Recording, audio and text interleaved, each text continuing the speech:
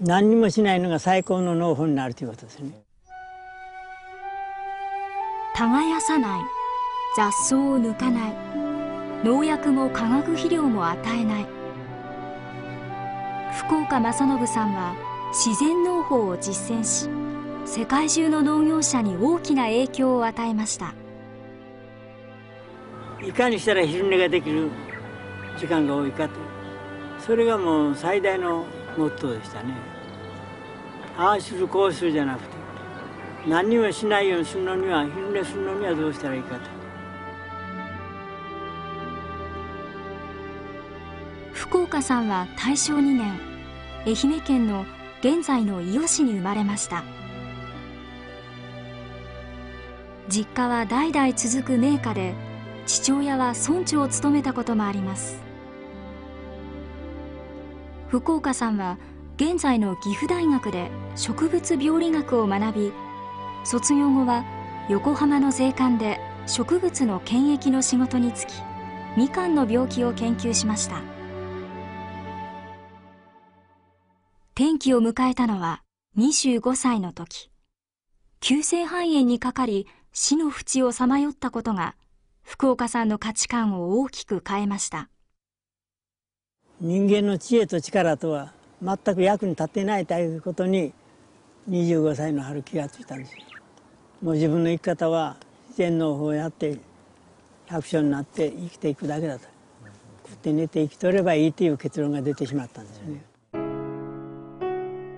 福岡さんは研究者のキャリアを捨て、ふるさとの伊予市で自然農法を実践します。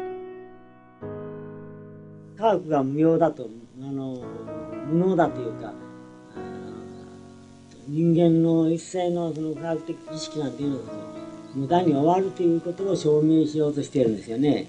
自分が米作ったりしてるのもそうなんですよね。何にもしなきゃ結構できるじゃないか。やればやるだけ人間、自然から離れて人間の知恵でやればやるほど難しくなるんだ。福岡さんの米作りは常識を覆すものでした。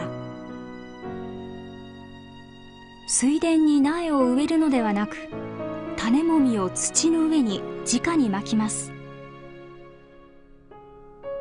化学肥料や農薬は一切使わず、代わりに藁をまきます。そうすることで土地が肥え、雑草を抑えてくれるといいます。さらにユニークなのが、稲を刈る前に次に育てる麦をまくこと。その稲があるうちに麦をまいておけば、稲を刈りするときに麦がこれぐらいになっている。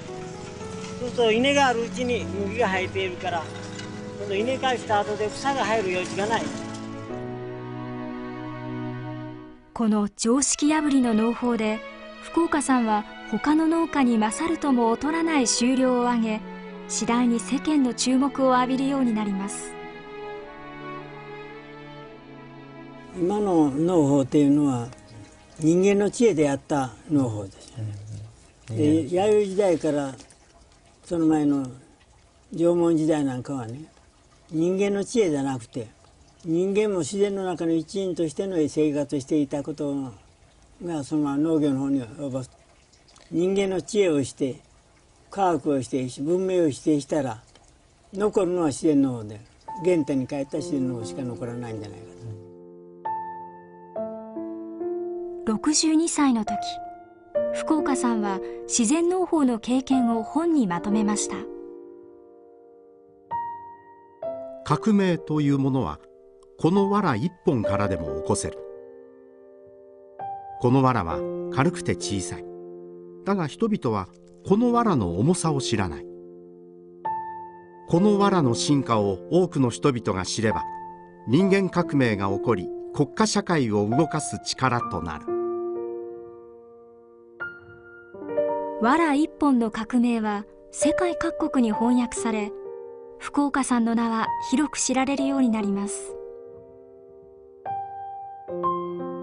国籍を問わず、多くの若者が福岡さんのもとに集まり、共同生活を送りながら自然農法を学びました。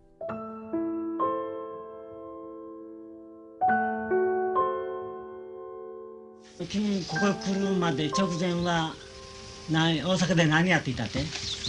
八百屋ですよ。八百屋は。はい。日本の農村青年は言っちゃ悪いですけれどね、終戦後その近代化とかなんとかいうようなことでですね、徹底的にいわゆる企業農業みたいなのを叩き込まれてるんですよ。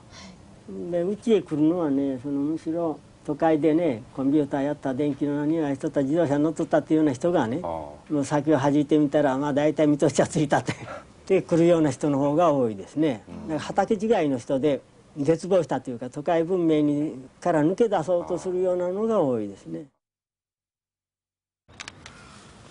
福岡さんの自然農法、その集大成といえるのが粘土団子です。土にさまざまな種類の種を混ぜ、水を加えて練り込みます。果樹や野菜だけでなく、クローバーや薬草の種も入っています。この粘土団子を農園内どこにでもまいて回ります。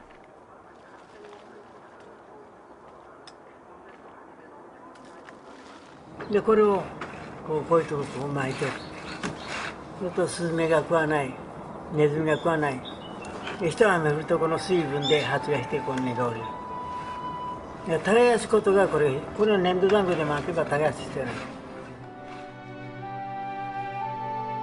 粘土団子をまいた農園です。団子に含まれていたたくさんの種の中から、その場所と季節に合った作物が人間の力を借りなくてもすくすく育つのだと福岡さんは言います。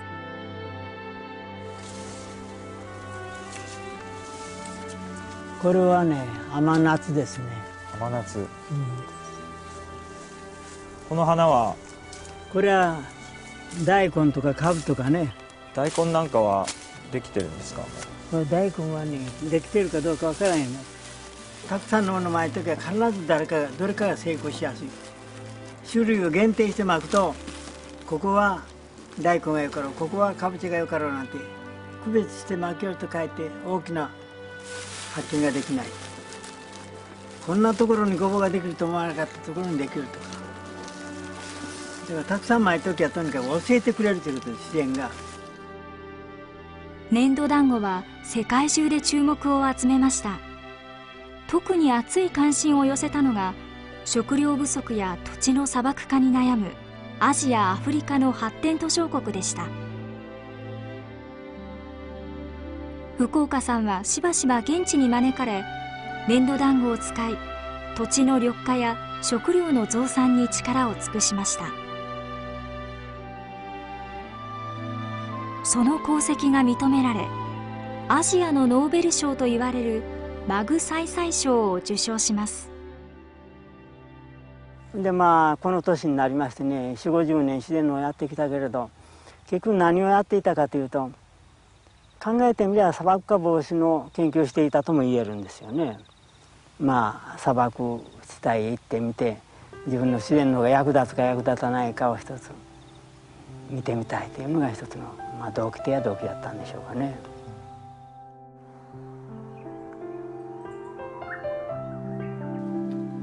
世間の喧騒を逃れ、自給自足の生活を送った福岡正信さん。自然が主役という信念は95歳で亡くなるまで生涯揺るぎませんでした。何にもしないのが最高の農法になるということですね。何もしない、人間の知恵を否定するし、物に価値があるんじゃないと、人間が生産しているんじゃないんだと、自然が作っているんだと、これ草一本人間が作っているんじゃないと、自然が作っているんだ。